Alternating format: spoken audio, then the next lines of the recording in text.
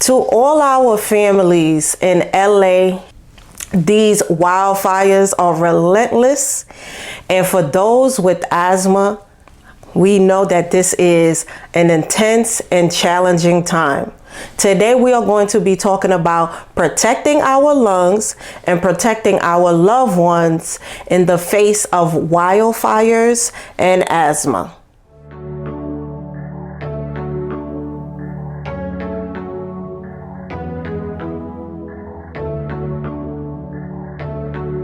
Hi guys, welcome back to RTs Share Tea, where respiratory therapists live out loud. With me, your host, Linda Fry, the Asthma Lady. Yes, welcome everyone. Welcome to anyone new. And yeah, guys, we are talking about these wildfires. And my heart goes out to anyone that is dealing with this or who has family members that are dealing with these wildfires. Wildfires they worsen, make asthma symptoms worse, because you have to imagine these tiny particulate matters and toxic gases being in the air, and those with asthma breathing this stuff in. So it is very concerning. And once again, my heart goes out to anyone that is dealing with this and those that support patients and folks that have to go through this. So it is a lot, you know. All right, guys. So I want to read to you guys some things about wildfires. In full disclosure, I am not a wildfire expert. I am a registered respiratory therapist and certified asthma educator. So I really wanted to educate those that have asthma who have to deal with these things. But what I'm going to do is read to you from a reputable organization like the Red Cross, what they are telling us to do in regards to wildfires. Okay, so the American Red Cross, right? So it says that wildfires affect all of us, you know, because these type of the air, it is all over once these things happen. So a wildfire is an unwanted fire that happens in a large area. So something like a forest or a greenland, right? And so, and they are particularly common in dry areas. So the common time wildfire season is in the fall, spring, and summer. So when it gets hot.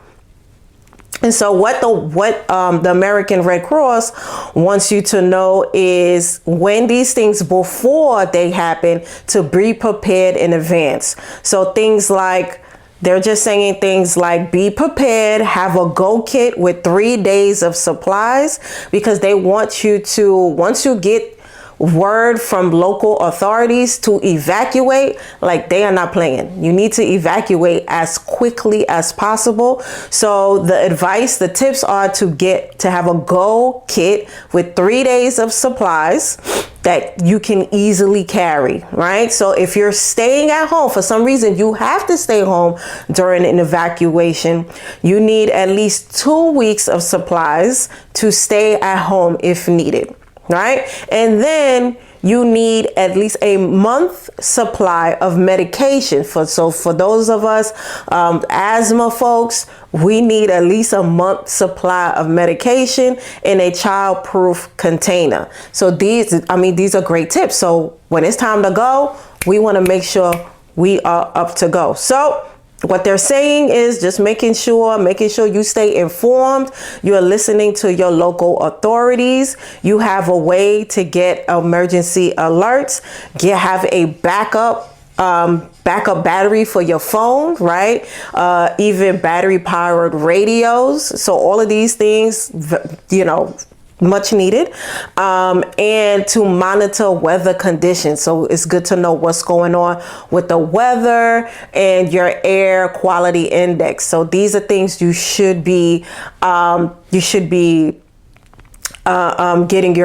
the information that you need from these things. So yeah, just Yeah, they're just saying that wildfire smoke is a mixture of air pollutants that are harmful to our health. So basically what I was just saying about tiny particulate matters and toxic gas that we are breathing into our lungs. So if you need more information on wildfires, organizations such as American Red Cross is a really good place to go. So I'll put that in the description as well.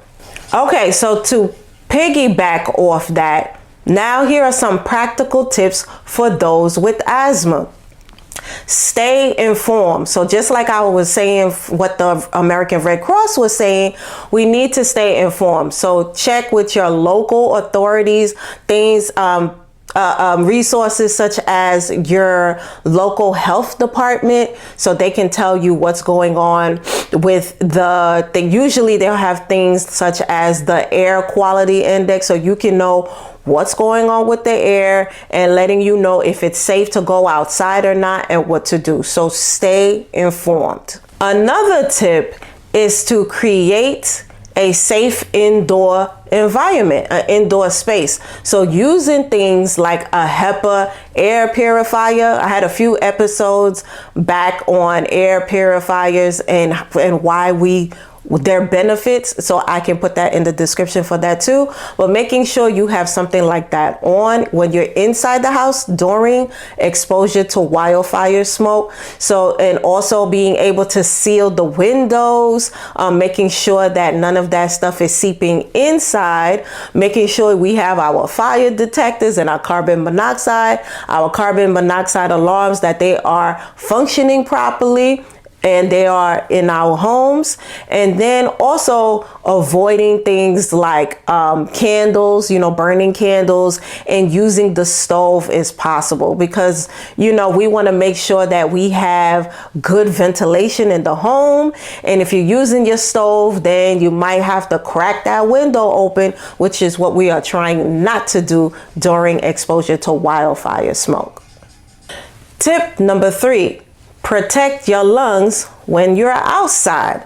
So things like, straight up just avoiding going outside if the air quality is really bad. So if you can stay home, stay home.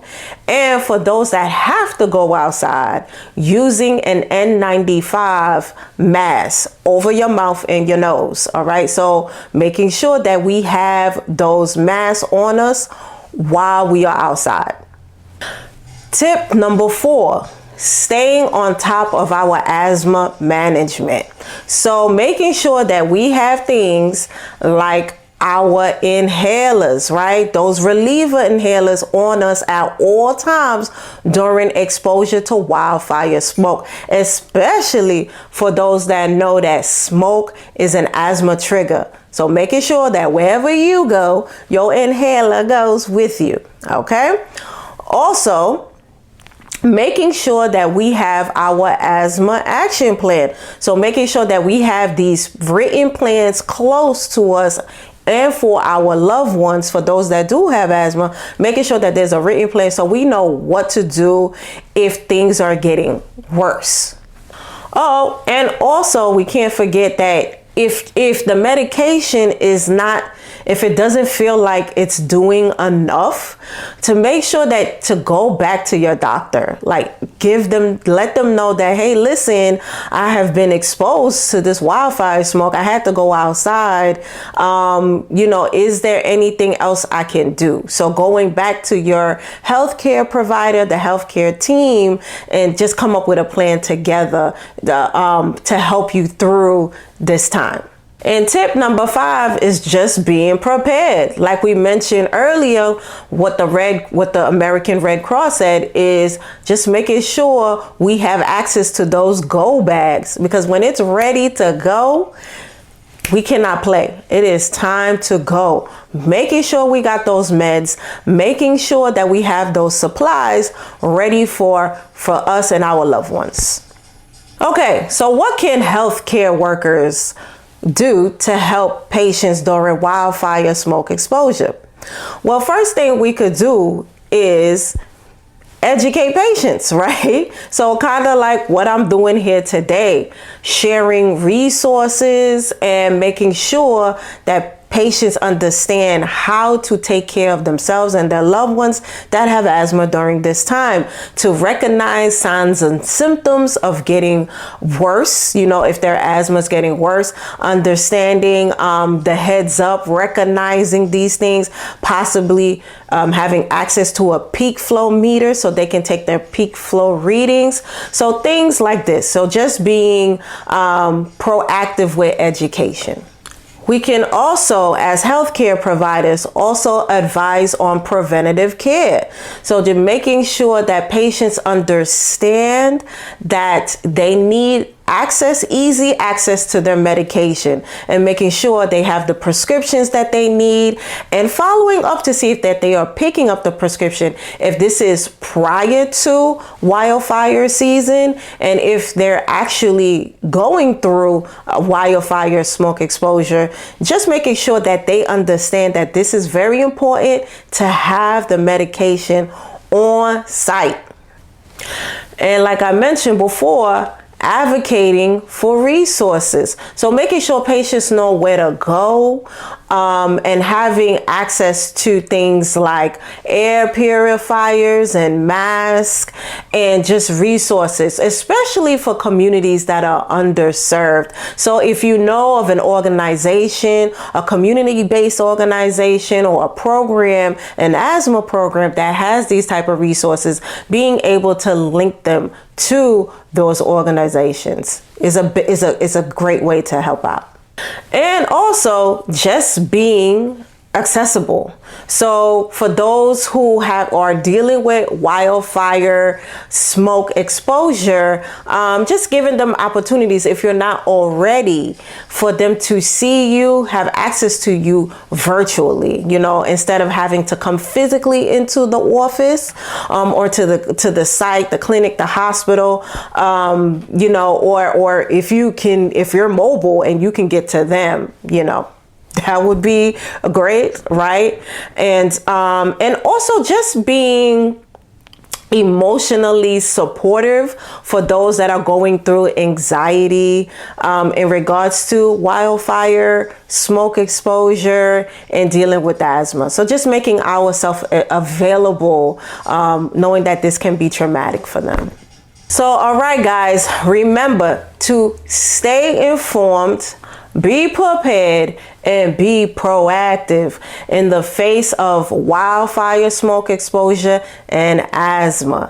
Thank you so much, guys, for being here with us here today. I hope you learned something. My heart goes out to you guys who are dealing with this stuff. So it's just good for us to be informed. So yes. So anyway, guys, remember that we are on most podcast platforms on Wednesdays, except for when I'm on vacation. We are now on iHeartRadio, Apple Podcasts, and Spotify.